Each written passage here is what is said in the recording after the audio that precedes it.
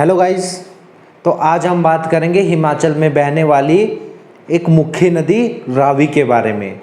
इससे पहले आपको 2 लेक्चर नदियों के ऊपर मिल गए हैं, जिसमें आपकी सतलुज नदी, यमुना नदी और व्यास नदी हमने कवर कर ली है। आज हम कवर करेंगे रावी नदी। हिमाचल में बहने वाली मुख्य 5 नदियाँ थी, आप लोगों को बता दिया था। सतलुज, यमुना, व्यास, रावी और चिनाब, ये 5 मुख्य नदियाँ हैं। इन्हीं के बारे में हम डिटेल में पढ़ेंगे।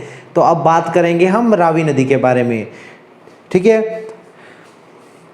सबसे पहले मैंने आपको बताया था सभी नदियों का वैदिक नेम और संस्कृत नेम, ये काफ़ी इंपॉर्टेंट है, यहाँ से क्वेश्चन एग्जाम में पूछे जाते हैं। और उन नदियों का उद्गम स्थल, जो आपकी 5 नदी है इनका उद्गम स्थल, ये काफ़ी इंपॉर्टेंट है, ठीक है।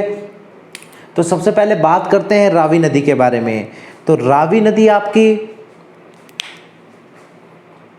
कांगड़ा से निकलती है, ठीक है, बड़ा बंगाल प्लेस है, और चंबा में जाकर खैरी नामक स्थान से जम्मू कश्मीर में प्रवेश कर जाती है और वो चिनाब में जाकर मिल जाती है, ठीक है। तो बात करते हैं रावी नदी के वैदिक नेम की। सबसे पहले वैदिक नाम क्या है रावी नदी का, काफ़ी इंपॉर्टेंट है, काफ़ी बार एग्जाम में पूछा जाता है। तो वैदिक नेम आपको पता होगा, पुरुषानी बोलते हैं। और जो आपका संस्कृत नेम है इरावती है, ठीक है। तो वैदिक नाम आपका पुरुषानी हो गया, संस्कृत नाम आपका इरावती हो गया। इससे पहले जो वीडियो बनाई थी व्यास नदी और सतलुज नदी के ऊपर, तो सतलुज नाम नदी का आपका वैदिक नेम बताया था शतुद्री, ठीक है। और जो आपका सतलुज नदी का संस्कृत नेम बताया था वो शातुद्रु बताया था, ठीक है। आपने ध्यान रखना है शतुद्री और शातुद्रु में। उसके बाद व्यास नदी का आपको वैदिक नेम बताया था अर्जिकिया और संस्कृत नेम बताया था आपको विपाशा, ठीक है। तो आपने इस चीज़ का ध्यान रखना है। इसके बाद आपका रावी नदी आता है, पुरुषानी और इरावती, जो आपका वैदिक नेम और संस्कृत नेम है, ठीक है। तो बात करें आपका रावी नदी की। रावी नदी आपको बता दिया है हिमाचल के 2 ही डिस्ट्रिक्ट्स में बहती है, जो आपके जिले हैं 2 ही जिलों में बहती है, आपका कांगड़ा में और चंबा में। और उसके बाद चली जाती है आपका खैरी नामक स्थान से जम्मू कश्मीर में, ठीक है। और अंत में जाकर ये नदी आपकी चिनाब नदी में मिल जाती है। सबसे पहले अब बात करते हैं उद्गम स्थल की, क्योंकि उद्गम स्थल भी काफ़ी इंपॉर्टेंट है, उद्गम स्थल से भी क्वेश्चन काफ़ी ज़्यादा पूछे जाते हैं। तो जो रावी नदी का उद्गम स्थल है वो आपका कांगड़ा जो जिला है हिमाचल का, यहाँ पर एक बड़ा बंगाल प्लेस है, ठीक है, जगह है बड़ा बंगाल। यहाँ पर भादल और तंतगिरी 2 धाराएं आपस में मिलती हैं बड़ा बंगाल में, और यहाँ से हो जाता आपका रावी नदी का उद्गम स्थल, ठीक है। जो आपका ये भादल और तंतगिरी जो जलधाराएं हैं उनको जो पानी देता है, जो ग्लेशियर पानी देता है, वो भड्डल ग्लेशियर है, ठीक है। जो ग्लेशियर बनाया हुआ है, डिजाइन बनाया हुआ है, ये आपका भड्डल ग्लेशियर है, ठीक है, जो बड़ा बंगाल कांगड़ा में है। इसी से पानी रावी नदी को मिलता है, यहीं से रावी नदी का उद्गम स्थल है। अगर आपसे क्वेश्चन पूछ लिया जाए एग्जाम में कि कौन से ग्लेशियर से रावी नदी को पानी मिलता है या कौन से ग्लेशियर से रावी नदी का उद्गम स्थल है, तो आपने ध्यान रखना है भड्डल ग्लेशियर, ठीक है। ये कांगड़ा में पड़ता है, लाहौल स्पीति में नाम लिखा हुआ है, लेकिन आपने ध्यान रखना है कांगड़ा में पड़ता है, ठीक है। यहाँ पर ये ग्लेशियर है, नाम यहाँ पर लिखा हुआ है, कन्फ्यूज नहीं आपने होना है, ठीक है। जैसे व्यास नदी के बारे में आपको बताया था रोहतांग दर्रे से निकलती है, उसी प्रकार जो आपकी रावी नदी है वो भड्डल ग्लेशियर से निकलती है, जो बड़ा बंगाल में है, ठीक है। भड्डल ग्लेशियर है यहाँ पर, ठीक है। तो आपने ध्यान रखना है। उसके बाद आपका जब बादल और तंतगिरी जलधाराएं आपस में मिलती है, रावी नदी का निर्माण करती है, और ये नदी यहीं से आपकी चंबा में प्रवेश कर जाती है। चंबा में बहुत सारे छोटे खड्ड, छोटी नदियाँ आपकी रावी नदी में मिलती है, ठीक है। तो रावी नदी में सबसे पहले आपके बुड्डल खड्ड है, ठीक है, जो आपका कांगड़ा के पास से निकलता है बुड्डल खड्ड और जाके आपका चंबा में मिलता है। तुंडा नाला है, ये भी आपका रावी की सहायक नदी है। आपका बैरा खड्ड जो चौड़ा जगह है चुराह के पास, वहाँ पर आपका मिलता है बैरा खड्ड, ये काफ़ी इंपॉर्टेंट है।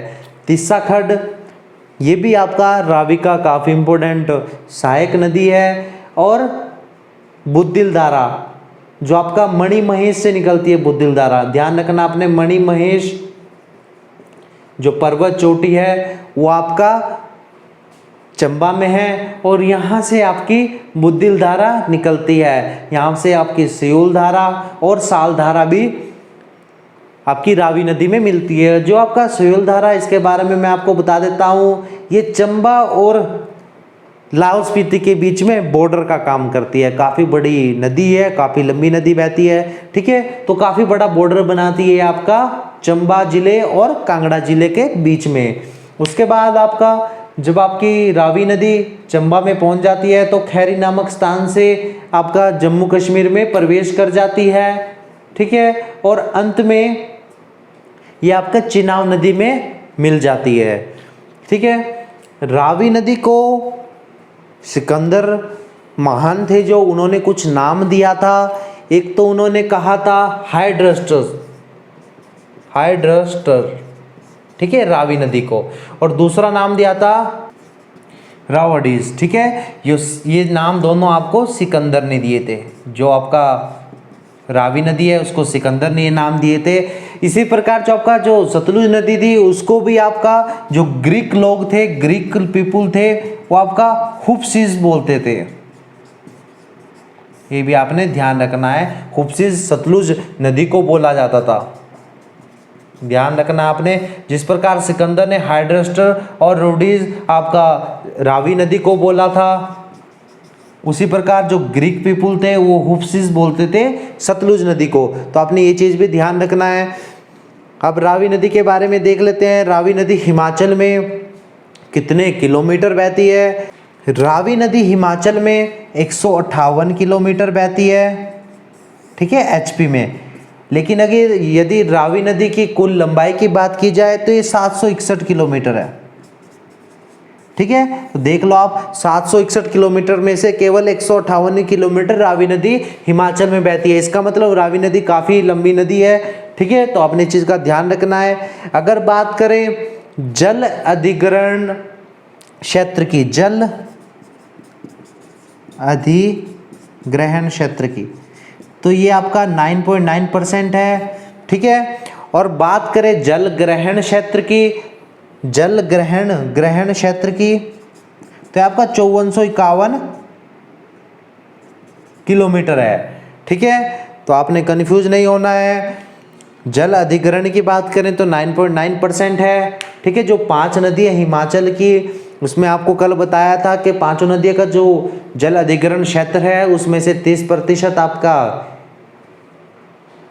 सतलुज नदी का है और लगभग 24.5% आपका व्यास नदी का है और 9.9% आपका जल अधिग्रहण आपका रावी नदी का है, ठीक है। जो ये ध्यान रखना है आपने, रावी नदी का 9.9% है, चिनाब से कम है, ठीक है। तो आगे बात करते हैं, एक बार दोबारा से देख लेते हैं रावी नदी के बारे में। रावी नदी आपकी बड़ा बंगाल से निकलती है और चंबा में प्रवेश करने के बाद रावी नदी खैरी नामक स्थान से बाहर निकल जाती है, ठीक है। बुद्धिल धारा मणिमहेश से निकलती है। रावी नदी की सहायक नदी है सियोल धारा, साल, तिस्सा खड्ड, बैरा खड्ड, चौड़ा नामक स्थान पर रावी नदी में मिलता है।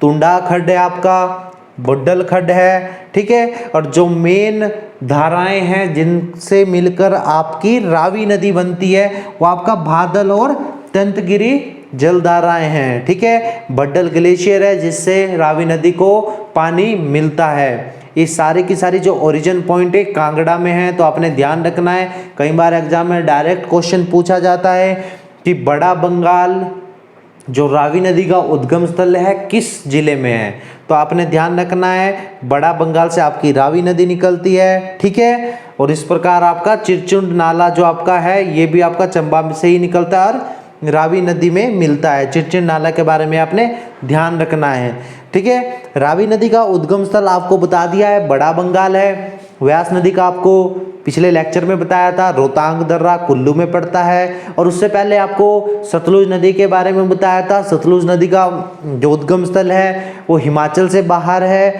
तिब्बत में है, ठीक है।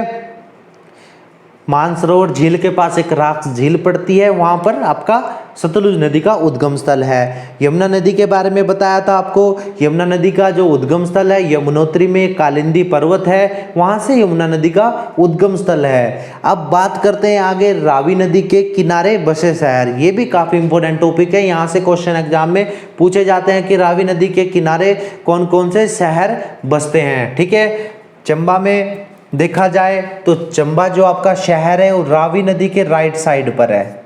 सबसे पहले बात हो गई आपकी चंबा शहर की। ठीक है, अब बात करते हैं रावी नदी के किनारे बसे शहर। सबसे पहले है आता है आपका चंबा।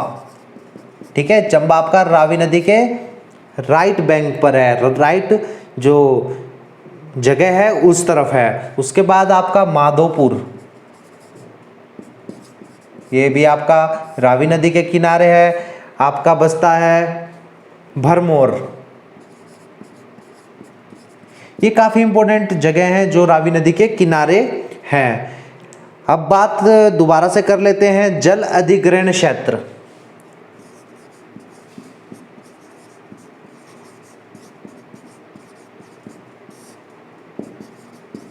ठीक है, जो रावी नदी का जल अधिग्रहण क्षेत्र है पांचों नदियों में से अगर देखा जाए तो 9.9% है। ठीक है, 4th पोजीशन पर है।